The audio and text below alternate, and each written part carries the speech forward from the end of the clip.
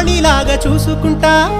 కోట కట్టలేను గాని కళ్ళల్లో నిన్నే దాచుకుంటా రాత ఎట్లా రాసి ఉన్నా ఆ మార్చి నీతో రాసుకుంటా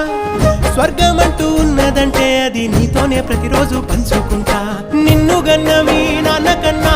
అల్లారు ముద్దుగా సాదుకుంటా నీకు కోపం వస్తే కొంత దూరం ఉంటా నువ్వు గీత గీస్తే నేను దాటనంటా కంట నీరు కంటి రెప్ప దాటకుండా కాటుకై కావాలుంటా